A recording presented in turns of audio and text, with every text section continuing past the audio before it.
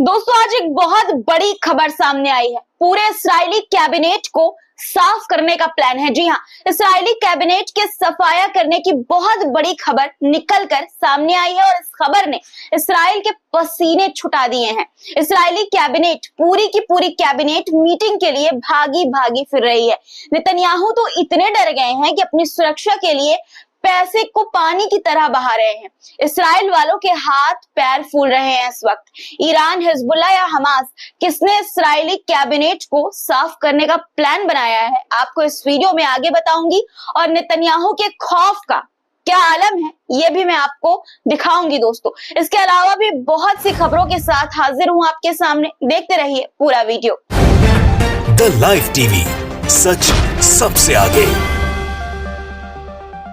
आदाब दोस्तों, मेरा नाम है मिसबा खान और आप मुझे द लाइव टीवी पर देख रहे हैं। इस्राएल ने ईरान पर हमला कर न सिर्फ दुनिया भर में अपनी खिल्ली उड़वाई, बल्कि अपनी कमजोरी भी हमास, हिजबुल्लाह और ईरान को दिखा दी, उनके सामने लाकर परोस दी।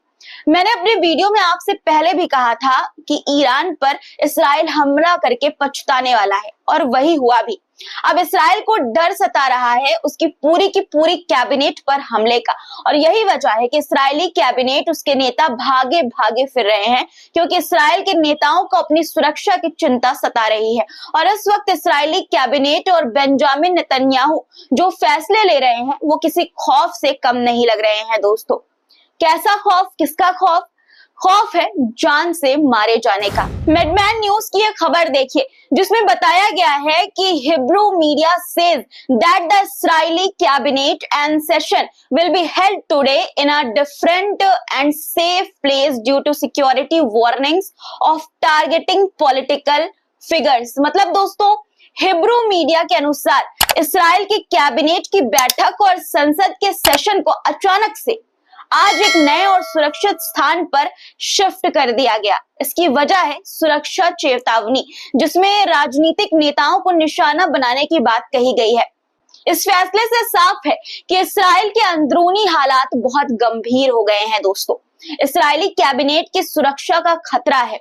कैबिनेट का सफाया करने का प्लान अब बन चुका है। हो सकता है कि राजनीतिक नेताओं को निशाना बनाने की धमकी मिली हो इस्राएल को, जिससे कैबिनेट की पूरी मीटिंग ही की जगह बदलनी पड़ी इस्राएल सरकार को। सोचिए दोस्तों, ईरान पर हमला करने के बाद अब इस्राएल खुद को अपने ही घर, अपने ही देश में असुरक्षित महसूस करने लगा है। ऐसी नौबत आ गई है कि उन्हें अपने ही देश में डर सताने लगा है। कल तक फिलिस्तीन जैसे देश, जिसके पास खुद की अपनी सेना तक नहीं थी, उस पर हमला कर उस पर अत्याचार कर वहां के लोगों का नरसंहार करके नेतन्याहू खुद को 30 मार खा समझ रहे थे, चौड़े होकर बयान दे रहे थे, खुद को सुपर पावर बता रहे थे। लेकिन ईरान पर हमला करते ही अब पूरी की पूरी कैबिनेट को अपना मुंह छुपा छुपा कर भागना पड़ रहा है। नेतन्याहू बंकर घूम रहे हैं और नेतन्याहू के खौफ का आलम यह है कि अपनी सिक्योरिटी के लिए पैसे को पानी की तरह बहा रहे हैं कि कहीं कोई चूक उनकी जान न ले ले। देखिए खबर, लिखा है साफ तौर पर, Netanyahu asked for 2 million shekels to strengthen security at his home. देखिए अब आप खुद समझिए, इसे खौफ नहीं तो और क्या कहेंगे। इस्राएल के प्रधानमंत्री बेंजामिन नेतन्याहू को अपने घर की सुरक्षा की चिंता सताने लगी है। हालात ऐसे हो गए हैं कि उन्होंने अपनी सुरक्षा को और मजबूत करने के लिए 2 मिलियन शेकेल की मांग की है। 2 मिलियन शेकेल मतलब करोड़ों रुपए सुरक्षा को और भी पुख्ता करने के लिए खर्च किए जाएंगे। सवाल यह है कि आखिर नेतन्याहू को इतनी बड़ी सुरक्षा की जरूरत क्यों महसूस हो रही है? जवाब साफ है, ईरान पर हमला करने के बाद उन्हें अब खतरा सता रहा है, खौफ सता रहा है कि अब खतरा बढ़ गया है। ये उन्हें नजर आ रहा है दोस्तों, क्योंकि अपनी कमजोरी तो दिखा ही दी उन्होंने ईरान पर हमला करके, पूरी दुनिया में अपनी फजीहत करा ली और अब हवा निकल गई है पीएम नेतन्याहू की। अब तो खुद ईरान के इस्लामिक रेवोल्यूशनरी गार्ड कॉर्प्स के commander in chief major general Hussein Salami ने कह दिया है कि इस्राएल के ताजा हमले ने उसकी कमजोरी को उजागर कर दिया है। खबर के मुताबिक मेजर जनरल सलामी का कहना है कि इस्राएल ने ईरान पर जो हमला किया वो उसकी भारी भूल को साबित करता है। खासकर गजा और लेबनान में इस्राएल की कमजोरियां अब खुलकर सामने आ रही है। उन्होंने कहा कि इस्राइल द्वारा ईरान पर किए गए हालिया हमले का परिणाम इस्राइल के लिए बेहद दर्दनाक होगा और उसके अंदाजे से भी ज्यादा खतरनाक साबित होगा। यानी कि दोस्तों जो ज़ियोनीवादियों की कल्पना से भी परे होने वाला है परिणाम। सलामी ने यह भी कहा कि ईरान की एयर डिफेंस तैयारियों ने इस्राइल के अवैध हमले को नाकाम कर दिया। हालांकि इस दौरान ईरान के 4 एयर डिफेंस कर्मी शहीद हुए। उनके इस बलिदान पर सलामी ने तज़ियत भी दी और उनकी शहादत को सम्मानित भी किया। अब बात करते हैं हिजबुल्लाह के हमले की। खबर है कि हिजबुल्लाह ने संडे मॉर्निंग इस्राइल के यूडीफाट मिलिट्री इंडस्ट्रीज कंपनी पर आत्मघाती ड्रोन से हमला किया है। रिपोर्ट्स के मुताबिक ये ड्रोन अपने लक्ष्य पर सटीक तरीके से लगा है, यानी हमला सटीक था और इसने इस्राइल के सुरक्षा ढांचे को झकझोर कर रख दिया। इस्राइल जो खुद को सबसे सुरक्षित समझता था, वो आज इस तरह के हमले से खुद को कितना असहज महसूस कर रहा होगा। और इसका सबूत भी यही है दोस्तों कि संसद का सेशन और पूरी की पूरी कैबिनेट भागी भागी फिर रही है अपने ही देश में। दोस्तों, फिलिस्तीन के पास खोने के लिए कुछ नहीं बचा, लेकिन इस्राइल के पास अभी भी खोने के लिए बहुत कुछ है। हालांकि वो बहुत कुछ खो भी चुका है, लेकिन उसके कुछ मंत्रियों की अकड़ अभी भी कम नहीं हो रही है। इस्राइल के दक्षिणपंथी वित्त मंत्री स्मोट्रिच ने गजा से फिलिस्तीनियों को हटाने की अपनी मांग को दोहराया है और साथ ही ये भी कहा है कि वेस्ट बैंक में नई बस्तियां बनाने के लिए सैकड़ों हजारों सेटलर्स को वहां बसना चाहिए।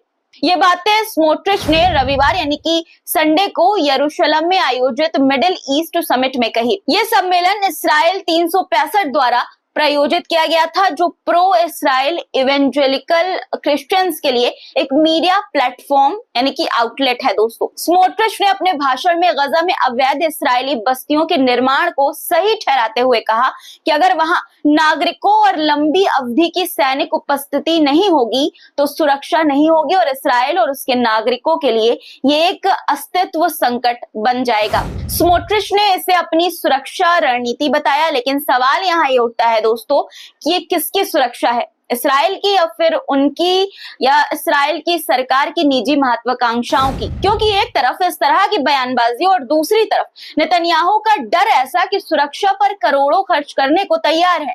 अपने स्वार्थ के लिए नेतन्याहू जंग रोकना नहीं चाहते, लेकिन अब जब खतरे का अंदाजा हो रहा है तो अपनी सुरक्षा बढ़ा रहे हैं।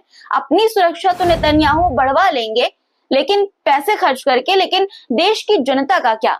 इस्राइल के प्रधानमंत्री अपने साथ साथ अपने देश को बर्बाद करने पर तुले हैं। दोस्तों, जो लोग जंग में उनके फैसले का समर्थन कर रहे हैं उनको भी खतरा है और जो लोग समर्थन नहीं कर रहे हैं, बेंजामिन नेतन्याहू के खिलाफ हैं, उनको भी खतरा है। आज का इस्राइल उस ताकत का सामना कर रहा है जो उसे खुद के देश में असुरक्षित महसूस करवा रही है। नेतन्याहू को अपनी सुरक्षा के लिए मोटा बजट चाहिए, कैबिनेट को हर कदम पर डर सताता है और उनके मंत्री फिलिस्तीनियों पर नए नए हथकंडे आजमा रहे हैं।